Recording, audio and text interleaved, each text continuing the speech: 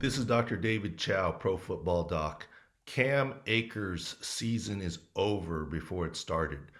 The Rams' leading running back tore his Achilles yesterday in workouts away from the facility. Undoubtedly, this means the end of his season and surgery. He won't be back even if the Rams make it to the Super Bowl. This should be a warning shot and a word of caution for players throughout the league for the acclimation injury, the dreaded Achilles injury, which is the new dreaded A injury along with ACL. Both mean season ending surgery.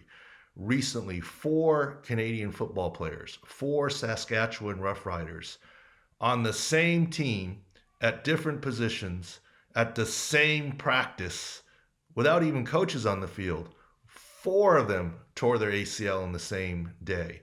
Remember, the CFL was off last year. Those could be acclimation injuries. Cam Akers and the Rams participated in OTAs. They were not one of the teams that boycotted. So they did get their off-season work in and at the facility. But what does this mean potentially in terms of the danger for others that stayed away? This is why this is a word of caution.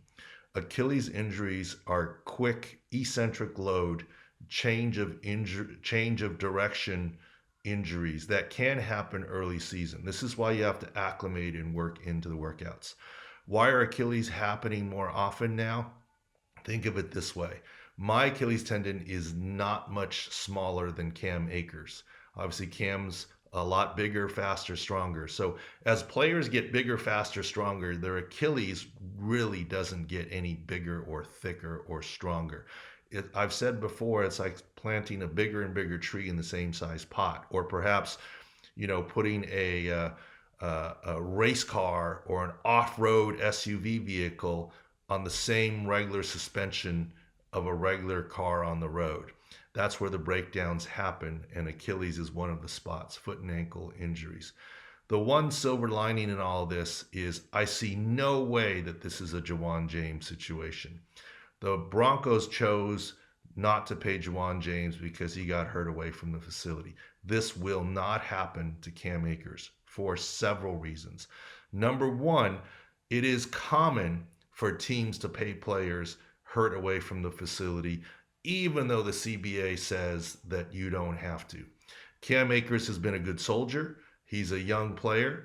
He attended OTAs. He was working out when it happened.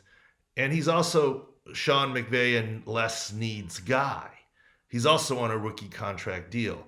It would be very bad for long-term relations with the Rams and Cam Akers if they chose not to pay him, not to support him, not to pay for his surgery, not to give him his salary. If they made him NFI, there would be a locker room revolt. Now, why is this different for Jawan James? He wasn't George Patton, the new GM's guy. He was making a big salary.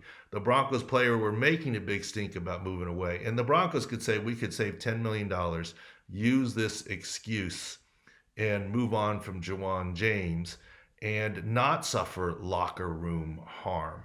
That's the big difference. Cam Akers, the only silver lining in this is that he will get paid for this season and he will have a good future, but that will be in 2022.